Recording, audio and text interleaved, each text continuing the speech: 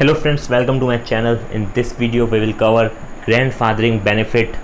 जो हमारा long term capital gain आता है on stock market section 112A में, ये उसमें बेनिफिट मिलता है आपको। आपका जो लॉन्ग टर्म कैपिटल गेन है वो कम हो जाता है, तो उसमें आपका टैक्स भी जो है वो कम हो जाता है। वो कैसे होता है, क्या होता है, इसके लिए एक एग्जांपल लेते हैं। सबसे पहले सपोज़ कीजिए फर्स्ट अगस्त 2008 को मैंने एक शेयर लिया 1000 रुपीज़ का। ओके, ये डेट कोई भी हो सकती है, दिस इज़ नॉट इम्पॉर्टेंट, कुछ भी ले सकते हैं आप अपनी मर्ज़ी से। ओके, जो डेट इम्पॉर्टेंट है वो मैं बता दूंगा।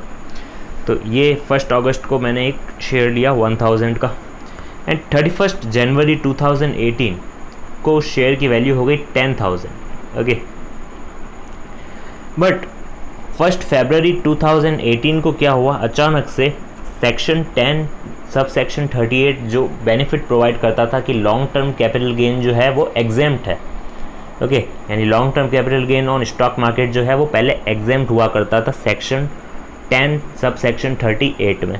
तो उस सेक्शन को हटा दिया गया, जिससे क्या हुआ, कई सारे इन्वेस्टर्स नाराज़ हो रहे थे कि अगर उनको पता होता कि ये होने वाला है, देन वो अपना शेयर 31 जनवरी 2018 को ही सेल कर देते, राइट, या फिर उससे पहले सेल कर देते। तो इससे क्या हुआ, बहुत ज़्यादा मतलब रश क्रिएट हो गया था। तो इसके बाद सपोज़ करते हैं, एग्जांपल को आगे बढ़ाते हैं, 1 जून 2020 को क्या हुआ, उस शेयर की वैल्यू हो गई 20,000। ओके, तो अब गवर्नमेंट ने क्या किया कि गवर्नमेंट क्या करेगी, अब जो इतना गेन हुआ है आपको, यानी 1 अगस्त 2008 से लेकर 31 जनवरी 2018 तक, these 2 dates are important because इस डेट को ये जो एग्जेम्पशन था वो डिलीट हो गया, यानी इस सेक्शन को हटा दिया गया। एंड इसके जस्ट एक दिन पहले तक का जितना गेन हो रहा था उसको आपको दिमाग में रखना है। एंड ये डेट आप कुछ भी ले सकते हैं, 1 अगस्त 2004 ले सकते हैं, 5 ले सकते हैं, कुछ भी ले सकते हैं। Okay, this that is not important, आपको ये 2 डेट ध्यान रखनी है बस। इस डेट को, इस सेक्शन को हटाया गया था, एंड इस डेट को, ये डेट क्या है, जस्ट उसके एक दिन पहले। ओके, तो गवर्नमेंट क्या करेगी, अब ये डेट से लेके ये डेट तक अप टू 31 जनवरी 2018 तक जितना टैक्स, मतलब जितना आपका कैपिटल गेन एराइज हो रहा है, इस पे आपसे टैक्स नहीं लेगी, इस पे आपको टैक्स बेनिफिट देगी। यानी कुछ भी जो टैक्स है वो आपको नहीं लगेगा इस कैपिटल गेन पे। कब से कब तक का, 1 अगस्त 2008 से लेके 31 जनवरी 2018 तक आपको कोई टैक्स नहीं लगेगा इस कैपिटल गेन पे। इस लॉन्ग टर्म कैपिटल गेन को आप फ्री हो जाइए, आपको टैक्स नहीं लगेगा। ओके, बट कैसे नहीं लगेगा, by increasing cost of acquisition, यानी आपका जो कॉस्ट ऑफ एक्विजिशन है वो इंक्रीज़ कर देंगे हम। कॉस्ट ऑफ एक्विजिशन जैसे इंक्रीज़ हो जाएगा तो आपका कैपिटल गेन ऑटोमेटिकली कम हो जाएगा, एंड आपका टैक्स भी है वो भी कम हो जाएगा। यानी टैक्स आपको कितने पे देना पड़ेगा, ओनली यहाँ से लेके यहाँ तक पे। ओके, यानी ये 10,000 आपका हो जाएगा कॉस्ट ऑफ एक्विजिशन। ओके, हम एज्यूम करते हैं, कैलकुलेशन थोड़ा और डिफ़िकल्ट होता है, बट एक टाइम मतलब अभी के लिए एज्यूम करते हैं कि ये है जो आपका वो हो जाएगा कॉस्ट ऑफ एक्विजिशन। तो आपका सीधा 10,000 20,000 आपका लॉन्ग टर्म कैपिटल गेन हो गया 10,000 ओनली, राइट, यानी इंक्रीज़ कितना हुआ 10,000 का, तो इसी पे ही आपको टैक्स भरना पड़ेगा। तो this is known as grandfathering benefit, because इसमें आपका क्या किया, अप टू 31 जनवरी 2018 तक का जितना भी टैक्स बन रहा था आपका, उसको आपको पे नहीं करना है। यानी वो जो long term capital gain arise हो रहा था आपका अप टू 31 जनवरी 2018, वो उस पर टैक्स बेनिफिट मिल गया आपको। और वो कैसे मिलेगा, बिकॉज आपकी कॉस्ट ऑफ एक्विजिशन 1000 से हट के 10,000 हो जाएगी, तो ऑटोमेटिकली आपका टैक्स बेनिफिट हो गया ये, right, because cost of acquisition आपकी इंक्रीज़ हो जाएगी। कॉस्ट ऑफ एक्विजिशन हम क्या ले रहे हैं, 10,000, यानी 31 जनवरी 2018 वाली। तो यहाँ से यहाँ तक का जो टैक्स है वो आपको पे करना पड़ेगा, यहाँ से यहाँ तक आपको पे नहीं करना है। तो this is known as basically grandfathering benefit. अब देखते हैं formula for calculating grandfathering benefit, यानी ग्रैंडफादरिंग के केस में कैसे कैलकुलेट करते हैं हम कैपिटल गेन।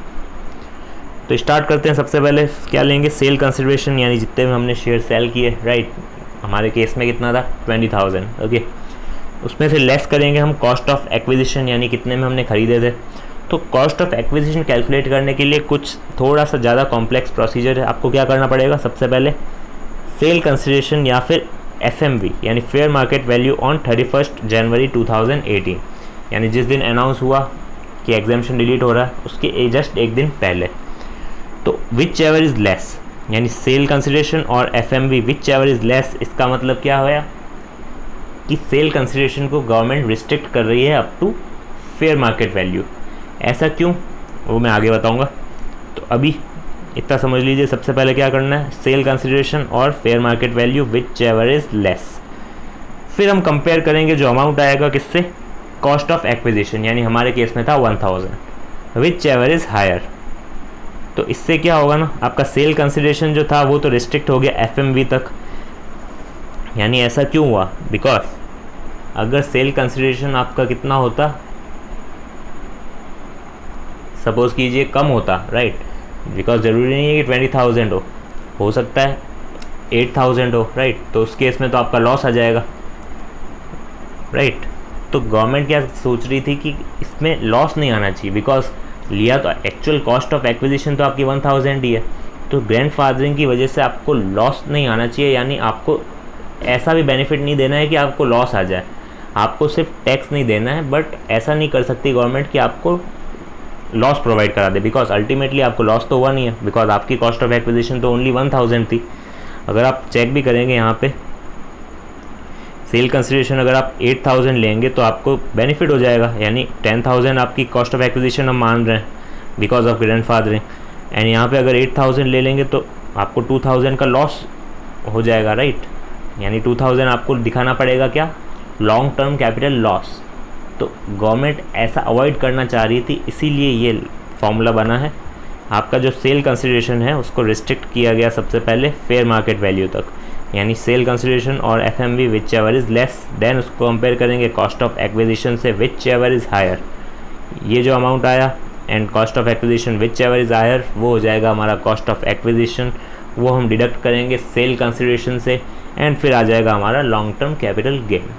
तो this is how we calculate long term capital gain in case of grandfathering benefit. Okay, अब बात करते हैं कि ये जो फेयर मार्केट वैल्यू है ये कैसे कैलकुलेट करते हैं।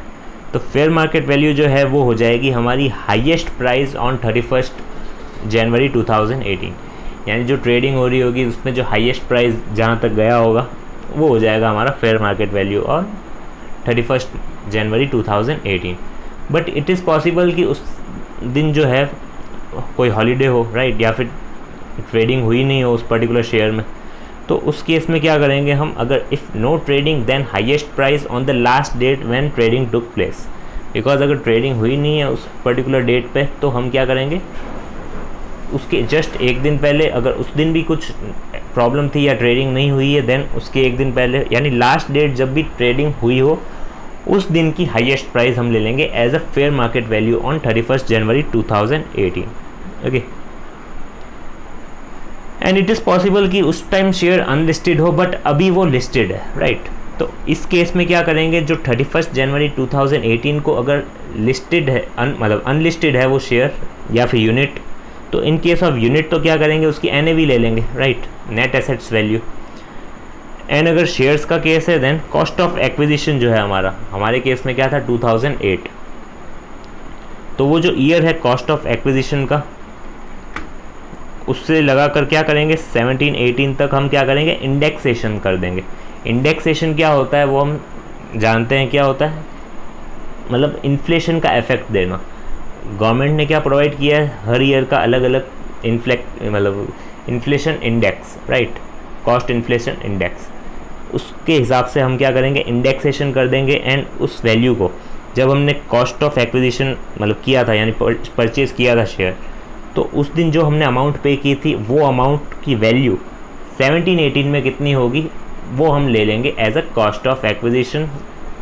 तो वो हो जाएगा हमारा fair market value on 31 January 2018। Simply हमें क्या करना है, जब हमने परचेज़ किया था उस कॉस्ट को लेके आना है 17-18 की वैल्यू पे। ओके, इसके लिए गवर्नमेंट प्रोवाइड कराती है वो, मतलब वो डायरेक्ट टैक्स में आपने पढ़ा भी होगा, वो कॉस्ट इन्फ्लेशन इंडेक्स वगैरह होते हैं, हर ईयर के लिए अलग अलग इंडेक्स दे रखा होता है। तो उसको आपको सिंपली डिवाइड करना है किससे, ईयर ऑफ परचेज के इंडेक्स से, एंड मल्टीप्लाई करना है 17-18 के इंडेक्स, तो आपका आ जाएगा cost of acquisition indexed. Okay.